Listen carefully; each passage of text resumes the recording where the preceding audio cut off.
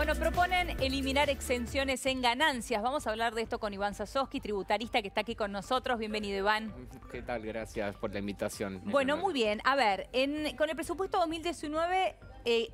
lo que pretenden es eliminar exenciones de ganancias. Explícanos, por favor, de qué se trata esto, porque hay muchas interpretaciones con respecto a esto. Empieza el miedo, va a subir ganancias, ¿qué va a pasar? No, a ver, el gobierno en este sentido no se está contradiciendo bajo ningún punto de vista. Es decir, no le van a aumentar el impuesto a las ganancias para la gente, para los empleados en relación de dependencia de carácter general. ¿Qué es lo que sucede? Hoy por hoy hay determinados convenios colectivos o determinadas situaciones privilegiadas que están teniendo empleados, por ejemplo, relacionados con la actividad petrolera, que tienen que ver con viáticos, con beneficios extras por automóviles, por servicios educativos para sus hijos, que no tributan el impuesto a las ganancias porque tienen este régimen de exención. Entonces lo que pretende la ley de presupuesto es, a través de una derogación de determinados artículos y de una modificación en cuanto al articulado, es dejar sin efecto esas exenciones para esos regímenes que hoy se encuentran beneficiados de alguna forma para no pagar el impuesto a las ganancias. Lo mismo ocurre con aquellas provincias que unilateralmente, como la provincia de La Pampa, decidieron que determinados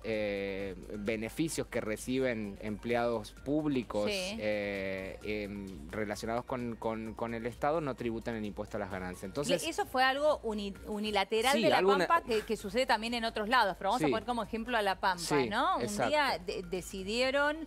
Decidieron que, en vez de aumentar tanto los salarios, que determinados conceptos relacionados con viáticos, con, como te digo, automóviles o beneficios que no tengan que ver con el sueldo, se consideren como que estaban fuera del impuesto a las ganancias por una medida unilateral que obviamente va en contra de la legislación de fondo. Claro, ¿por qué un empleado radicado en La Pampa, de La Pampa, radicado en La Pampa, tiene una exención en su automóvil y no uno de la provincia de Buenos Aires, por ejemplo? Exacto, esa decisión unilateral es la que se está ahora recortando. También hay que ser claro en que esto de alguna manera obliga a que determinados conceptos relacionados con diputados que hoy están eximidos y que no están tributando, pasen a tributar.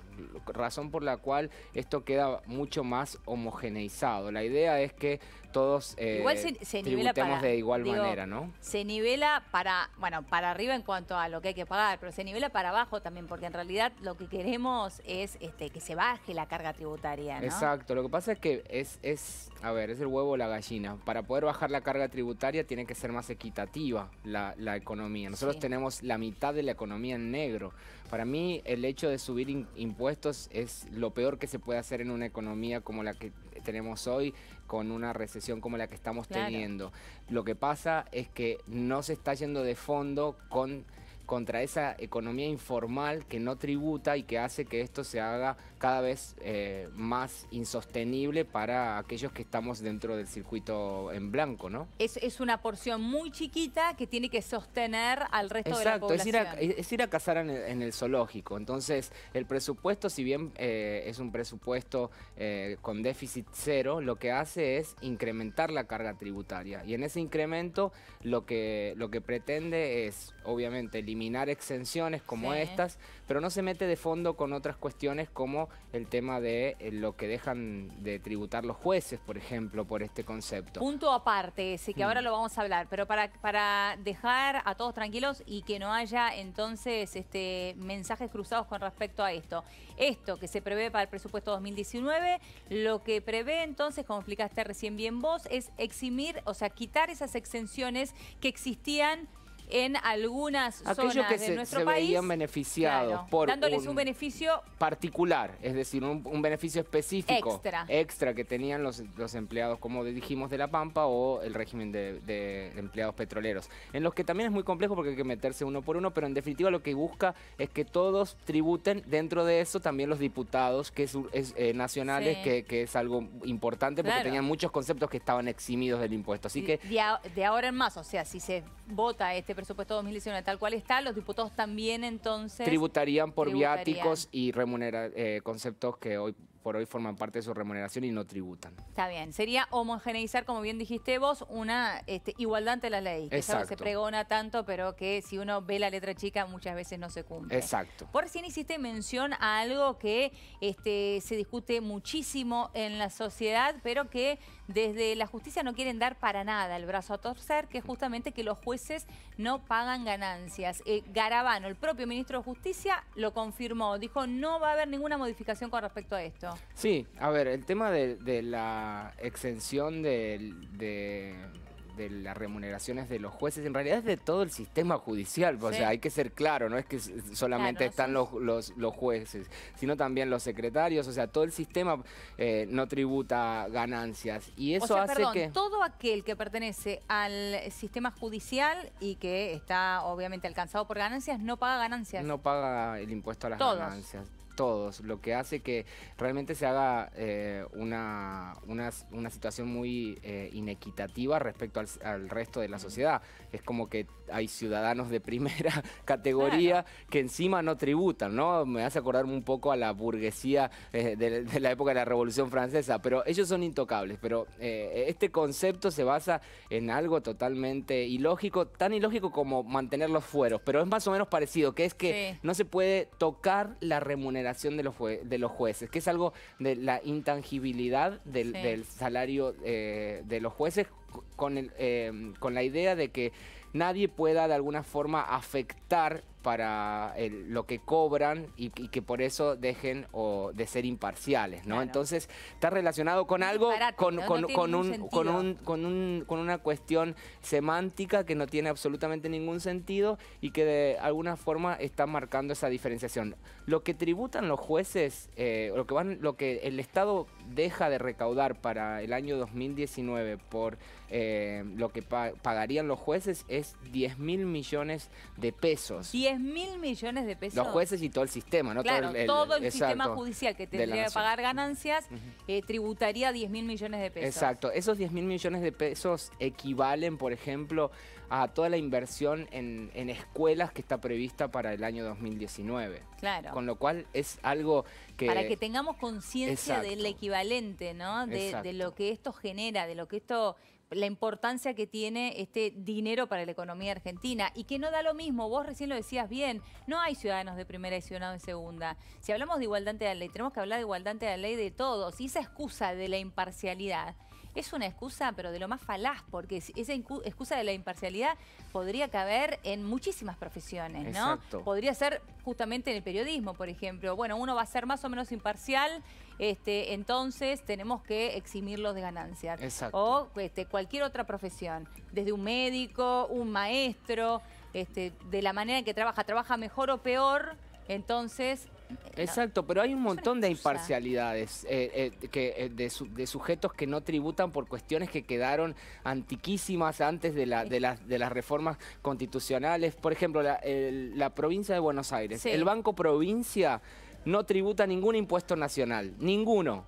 Y el Banco de la Nación Argentina sí. Entonces, claro, ¿qué explicación tengo? Si los dos son bancos que brindan un servicio público-privado, pero que intervienen directamente en la economía de todos nosotros. Y la excusa es que la provincia de Buenos Aires y el Banco Provincia en particular existe por un pacto preexistente a la Constitución. Es el pacto de San José de Flores. Claro. Entonces ellos, si uno va al Banco Provincia, lo ve a esto totalmente hasta grabado en las paredes, o sea, pero el Banco Provincia no tributa ningún impuesto nacional, ni impuesto a las ganancias, ni el impuesto al valor agregado, con lo cual están dejando claramente esa situación. ¿Ni siquiera el IVA? No. ningún impuesto nacional.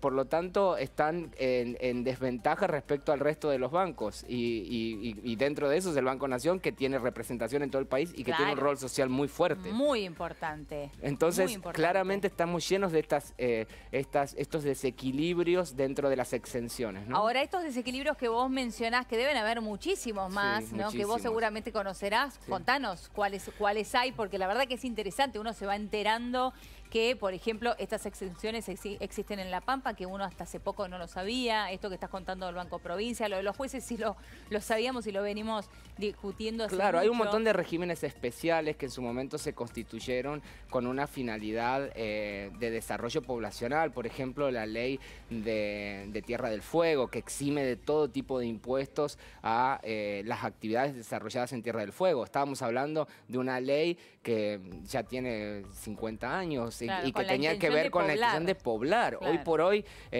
todas las empresas que se radican ahí, más allá de que el desarrollo demográfico ya existen, hacen que a nosotros nos cueste muchísimo dinero mantener ese régimen de exención en Tierra del Fuego, claro, para todos los impuestos nacionales, de nuevo. Entonces, estamos hablando porque siempre ese de régimen de inequidades. exención, por ejemplo, de Tierra del Fuego, Sí. lo bancamos todos con los impuestos nacionales. Exacto, o sea, lo bancamos porque dejamos de cobrar. Claro. Es un vuelta. régimen... La porción es cada vez más chiquita con una carga cada vez más grande. Exacto, con una carga enorme.